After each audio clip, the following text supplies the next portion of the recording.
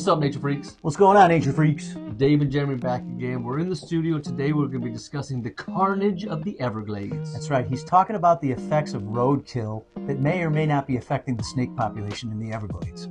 So, unfortunately, it's going to be a sad episode, but it's very important. Let's get to it. Let's do it. Nature in your face!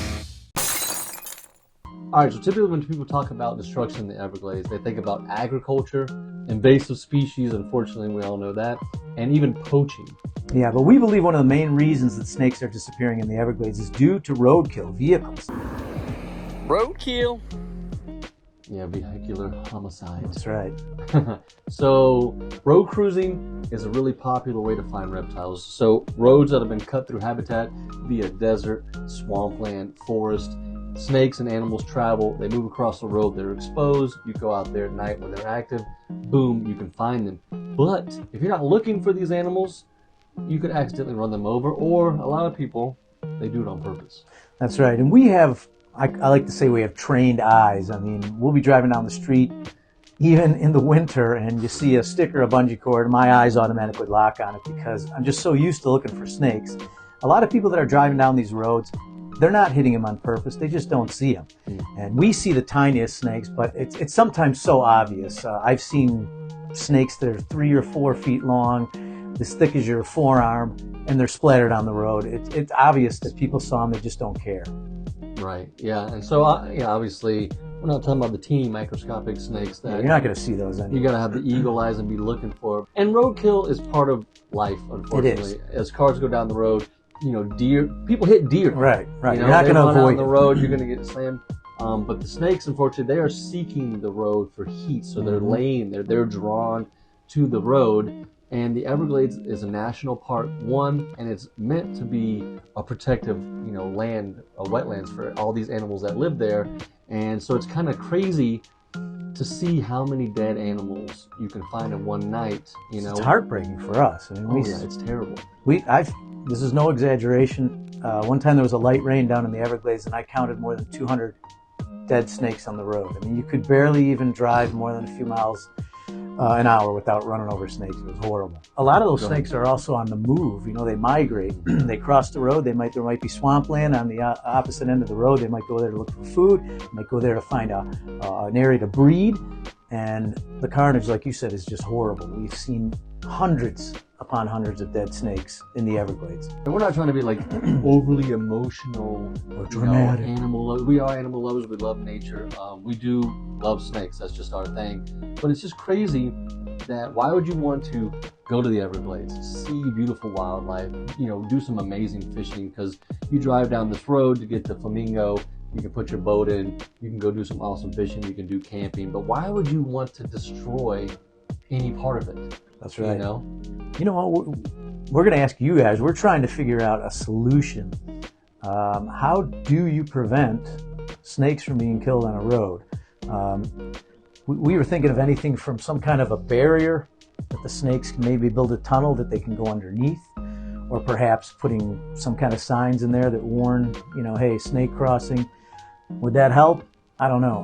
And it would be expensive too. So you got to think about, financially, how would this be funded? Would it be state funded? Would it increase taxes? But it is a huge problem. There's endangered species in the Everglades, like the eastern diamondback rattlesnake, the indigo snake that they're trying to reintroduce. They obviously disappeared for a reason, and if roadkill is any part of that reason, they're going to have to come up with a solution. They're just going to disappear all over again. Yeah, and there is a speed limit sign, so that's already a sign that I feel like they're not there's one at the beginning, and then there's one not that often. It's a really long road.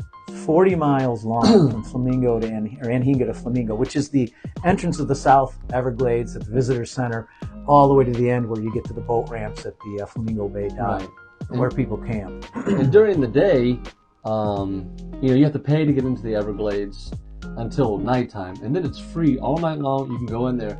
But the problem is during the day, there aren't that many animals crossing the road. It will happen sometimes, but it's at night when no one's really there to enforce the speed limit, and people are just zipping in to go back to the campground, leaving, fishing, campers, boats, cars pulling trailers.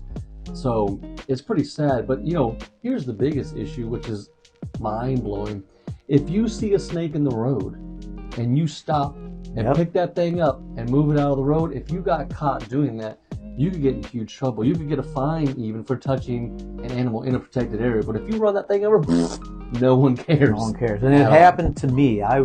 This is before I even knew Jeremy. I was in the South Everglades, and there was a cottonmouth crossing the road. I got out.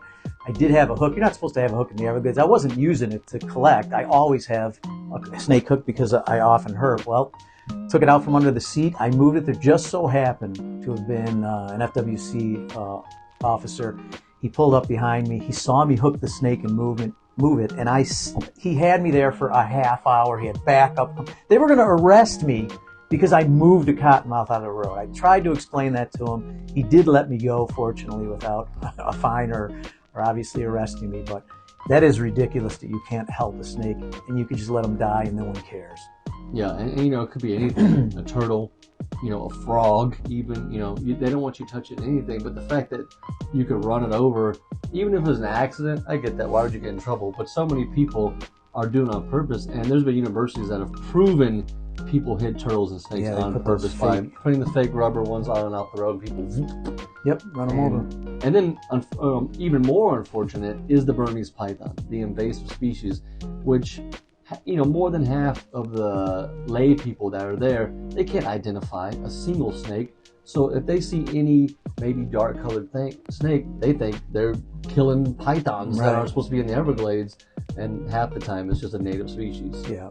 Well, technically you're supposed to take a class to get a license to collect pythons, which does help a little bit, at least get rid of some of the invasives, but he's right. I mean, to people who don't know snakes, anything is a python. Any snake deserves to die. So some of the native snakes are continuing to disappear because of that. Yeah, and we talked about, what about speed bumps? What if they added speed bumps? Because obviously, I speed on the highway, so that doesn't stop me.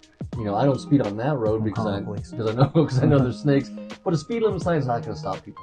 Maybe a camera that's actually, if you speed, and I hate suggesting this stuff because I hate those things. I don't want to get a ticket because something took my picture because I went a little over the speed limit. I don't like too much control from the government, but I also don't want national parks being a place where people go to kill animals, on purpose or indirectly. Just like in Yellowstone, people getting too close to animals and, having conflict there. Just people are dumb, unfortunately. This is why laws are created. But with speed bumps, it would take forever to get in and out of there. But you would have to go slower and maybe be more mindful. Yeah, that's right. Yeah, I do think it is having a huge effect on the population of at least certain snake species down there, and nobody talks about it. You really don't see it in the media. You don't see it on social media. It's just kind of a thing that's no one brings up, and I think if it's not addressed sooner than later, it might be too late for some of the snakes down there. What state? Isn't it North Carolina or is it South Carolina where eastern diamondbacks have been declared extinct or extirpated? Sure. I think it's North Carolina. They've been extirpated from that state. Yeah, it does stink. So anyway, we want to know what you guys think. Do you have a solution? Let us know in the comments. What do you think about a barrier? There is I think it's in the Northeast, if I'm not mistaken, somewhere by New Jersey or something, where there's these rare salamanders that have been crossing the road. They're getting slaughtered, so they built this underground tunnel. They just put a big pipe every, a few hundred yards, and the salamanders are able to cross to the other side, and it's really, really helped. I don't know if it would help with the snake. I don't even know if they've used the tunnels. I'm guessing they would. Maybe fossorial species that don't mind. Yeah, but you could have it right under the road where they don't have to go underground. They could literally go right across. But still, the downside of that is animals seeking the road for warmth wouldn't use the tunnel at that point. And they're still going to be sitting on the road getting smashed. So, I don't know. What do you guys think? Have you seen the carnage in the Everglades? Have you been to the Everglades? If you have any ideas, throw it down in the comments. Have a discussion about it. There's no wrong answer. That's right. There is one. There's one wrong answer? Advantage to this carnage. I have an awesome collection of rattlesnake tails from popping them off the roadkill.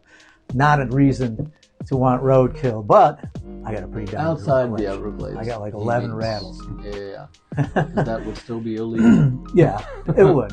All right, guys, that's going to wrap it up. quick video. Just want to know what you guys think. Let us know. Please tell us, how do we solve this problem? And we'll see you guys in the next episode of Nature In your face. Peace out.